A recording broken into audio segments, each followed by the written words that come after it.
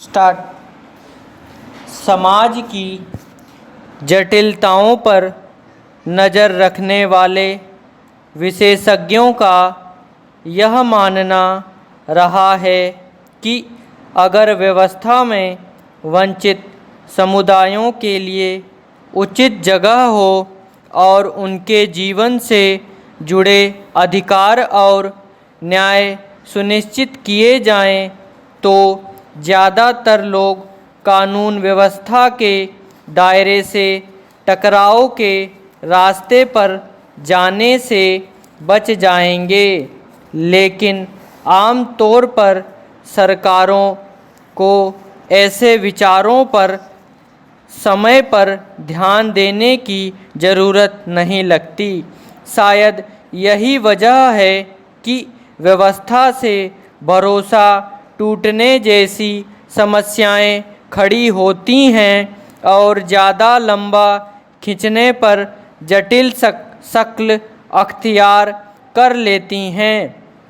हमारे देश में नक्सलवाद या फिर माओवाद को एक ऐसी ही समस्या के रूप में देखा जाता रहा है, मगर अब तक सरकारें ऐसे समूहों से निपटने के लिए मुख्य उपाय के तौर पर उनके साथ संघर्ष का रास्ता अपनाती रही हैं, जबकि हिंसा से हिंसा को ख़त्म करने का तरीका आमतौर पर अस्थायी परिणाम देने वाला रहा है।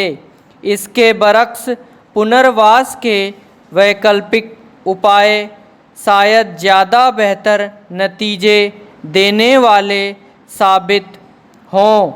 अब छत्तीसगढ़ के नक्सल प्रभावित दंतेवाड़ा ज़िले में सरकार जिस योजना पर काम करने जा रही है, अगर वह सही दिशा में चला तो उसके ज़रिए बेहतर परिणामों की उम्मीद की जा सकती है।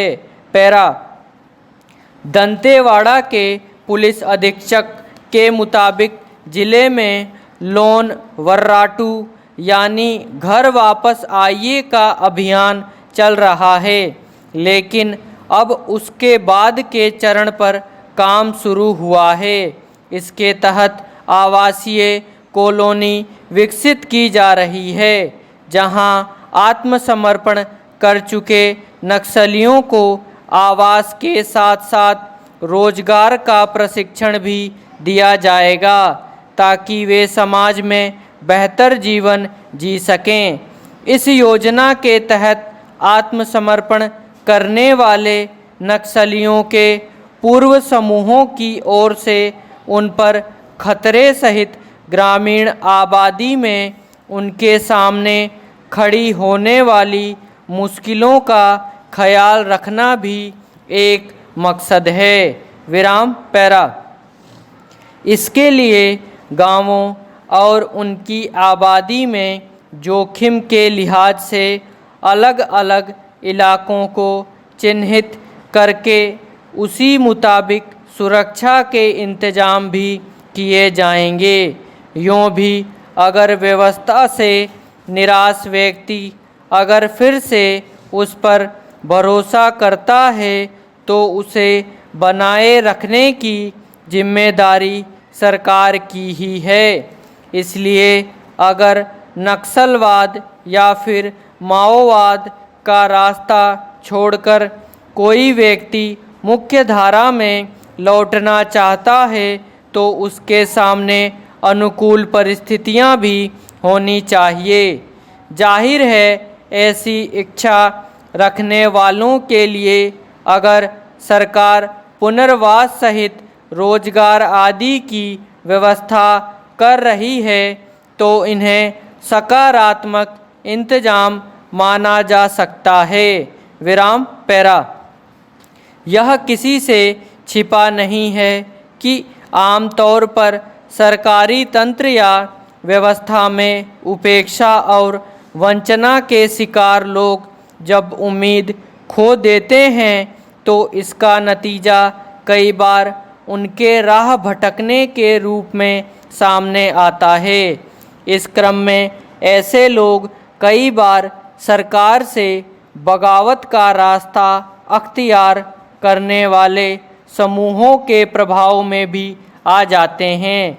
इसके बाद न केवल सरकार के सामने ऐसे तत्वों से निपटने की परेशानी खड़ी होती है, बल्कि ये लोग खुद अपनी ज़िंदगी को भी कई तरह के उलझनों और मुश्किलों में डाल देते हैं। विराम पैरा।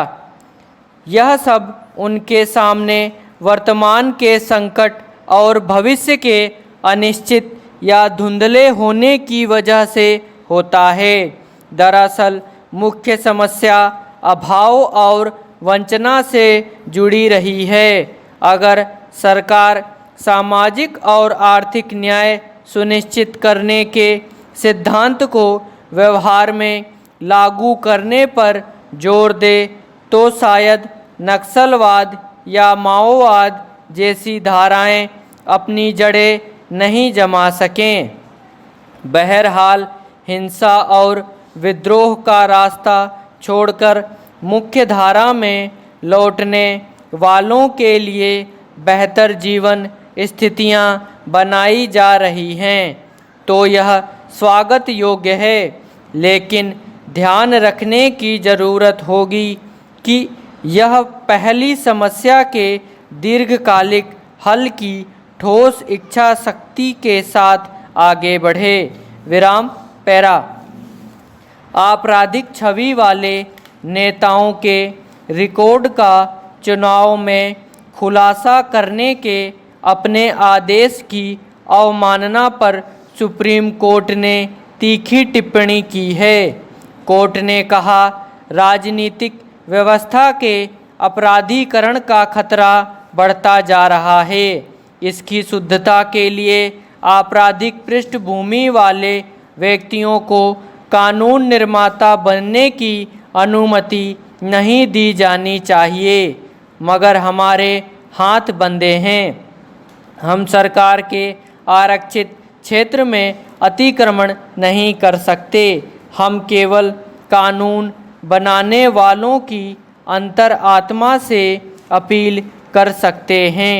वहीं एक अन्य मामले में सुप्रीम कोर्ट ने सभी राज्यों को निर्देश जारी किया है कि सांसदों और विधायकों के खिलाफ आपराधिक मामले संबंधित हाई कोर्ट की अनुमति के बगैर वापस नहीं लिए जा सकते। पैरा। राजनीति के अपराधीकरण पर जस्टिस रोहिंगटन, फली, नरीमन और बी.आर.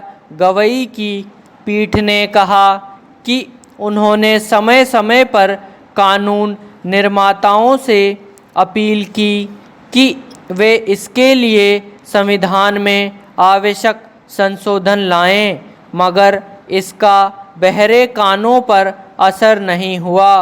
पार्टियां जीतने के लालच में गहरी नींद से जागने को तैयार ही नहीं हैं। हमें उम्मीद है कि वह समय आएगा, वे जल्द ही जागेंगे। विराम पैरा।